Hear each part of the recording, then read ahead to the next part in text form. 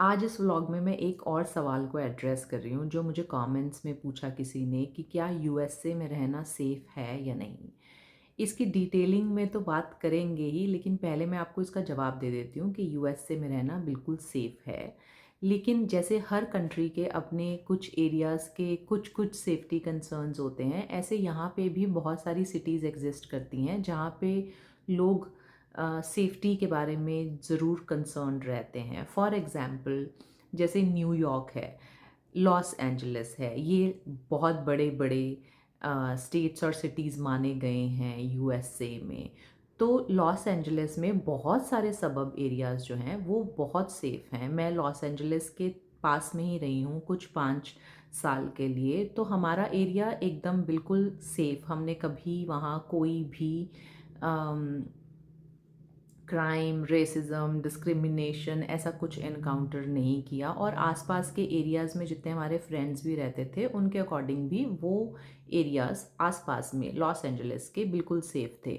लेकिन अगर Los Angeles के डाउनटाउन की बात करी जाए कि बीचों बीच जहाँ पे फुल बिज़नेस हब है, बड़ी-बड़ी बिल्डिंग्स हैं, हर तरीके का बिज़नेस वहाँ पे होता है, तो वो एरियाज़ में कहा जाता था कि एक शाम को इतने आवर के बाद जो है आप रोम अराउंड नहीं करें।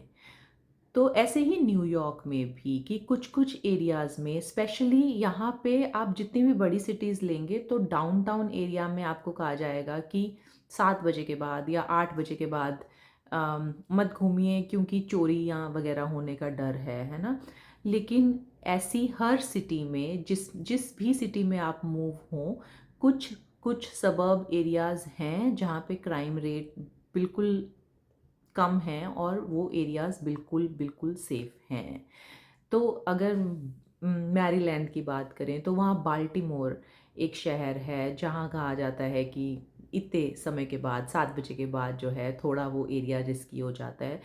तो ऐसे एरियाज़ सिर्फ़ यूएस में एग्ज़िस्ट नहीं करते हैं, all over the world. India में भी तो हम कहते हैं ये भई दिल्ली में कम सेफ्टी है, किसी और शहर में चले जाइए तो वहाँ ज़्यादा सेफ्टी है। तो ऐसे ही यहाँ पे भी इट इज़ ऑल अबाउट कि आप जिस एरिया में मूव होना चाह रहे हैं, आप उस एरिया का क्राइम रेट जो है चेक कर सकते हैं गूगल पे। लेकिन हर स्टेट में देयर आर सम सिटीज़ जहाँ पे थोड़ा-सा अलार्मिंग है, लेकिन there are many more other cities and suburbs जो कि बिल्कुल, बिल्कुल सेफ़ हैं यहाँ रहने के लिए। अब बहुत सारे लोगों का यहाँ कंसर्न रहता है कि यूएस में गन वायलेंस बहुत ज़्यादा है क्योंकि गन्स जो हैं वो बिना लाइसेंस के भी अवेलेबल हैं। आप जैसे किराना खरीद सकते हैं वैसे ही गन भी खरीद सकते हैं यहाँ पे।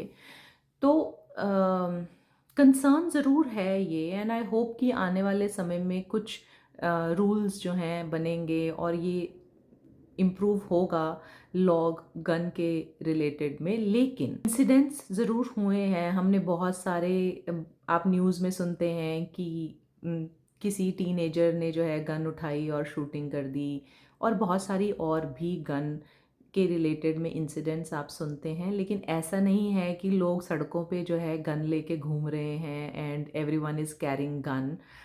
तो यहाँ का कल्चर ऐसा है कि कुछ बहुत बुजुर्ग लोग अकेले रहते हैं, यहाँ नहीं पता रहता है कि आपके पड़ोस में कौन रहता है। तो हम जैसे अपनी कम्युनिटी में रहते हैं तो हम इंडियंस इंडियंस आपस में हमें पता रहता है कि इस कम्युनिटी में इतने इंडियंस रह रहे हैं, चलो फलाने घर इंडियंस के हैं। लेकिन अगर अमेरिकन्स की बात करी जाए तो उन्हें अपने नेबरहुड में कौन कहाँ क्या रह रहा है, किसके कितने बच्चे हैं, किसका कितना फैमिली है, इन सब चीज़ों का आइडिया नहीं होता है, या मतलब आइडिया वो रखना नहीं चाहते हैं।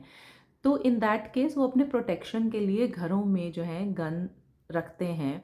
प्लस यहाँ पे जंगली जानवरों का बहुत ज़्यादा एक, तो जो लोग सबर्ब्स में रहते हैं तो कोई भी जंगली जानवर घर के पीछे कभी भी दिखाई दे सकता है। हमारे घर के सामने एक पार्क है विच इज़ सपोजिटली बच्चों के खेलने का पार्क, जहाँ पे टेनिस कोर्ट है, अलग अलग स्पोर्ट्स जो हैं बच्चे वहाँ खेलते हैं, प्लस झूले वूले भी लगे हुए हैं। लेकिन उस पार्क में भी हमें कितनी बार जो है हम हिरन देख चुके हैं। हालांकि ऐसा कोई इंसिडेंस नहीं हुआ है कि कोई उसमें डेंजरस बात हो, लेकिन यहाँ पे लोगों के घर जो हैं वो ऐसे सबर्ब एरियाज में होते हैं कि जंगली जानवर भी होते हैं। फिर अगर कोई ऐसे इंसिडेंट्स भी हो जाए तो प्रोटेक्शन के लिए वो गन रखते हैं। तो गन वायलेंस के लिए लोग कंसर्न्ड ज़रूर रहते हैं बिकॉज़ इतने सारे इंसिडेंट्स हुए हैं, लेकिन it is not a safety concern as in आप जनरल अगर यूएस से मूव हो रहे हैं, रह रहे हैं, तो ऐसा नहीं है कि हर किसी के हाथ में आपको गन दिखाई देगी या चलते-फिरते लोग यूज़ कर रहे होंगे या रख रहे होंगे अपने पॉकेट्स में, but they keep at their homes to protect themselves from robbery cases में या फिर जंगली जानवरों से ऐसे। तो I think it is more about एक कल्चर डिफरेंस की वजह से यहाँ है, जिसको मैं सपोर्ट नहीं करती हूँ। गन वायलेंस को तो कोई भी सपोर्ट नहीं करता है, लेकिन मैं आपको सिर्फ ये एक्सप्लेन करने की कोशिश करती हूँ कि यहाँ पे लोग गन क्यों ज़्यादा रखते हैं, बिकॉज़ आस पड़ोस में जो है किसी को कोई पता नहीं होता है कौन कहाँ रह रहा है। इंडिया में तो आई थिंक इतना बड़े शहरों का तो पता नहीं, लेकिन जहाँ हम रहते थे वहाँ तो ये है कि अगर कोई चोरी चकारी करने भी आया, एक आवाज़ लगाई तो पूरा मोहल्ला इकट्ठा हो जाता है इंडिया में। और तीसरा कंसर्न जो लोगों में बहुत ज़्यादा है, यहाँ पर भी है और इंडिया में रहने वाले लोगों के माइंडसेट्स में भी है कि यूएसए में रेसिज्म बहुत ज़्यादा है या डिस्क्रिमिनेशन बहुत ज़्यादा होता है, ब्राउन स्किन का, ब्लैक स्किन का, ऑल दोज थिंग्स।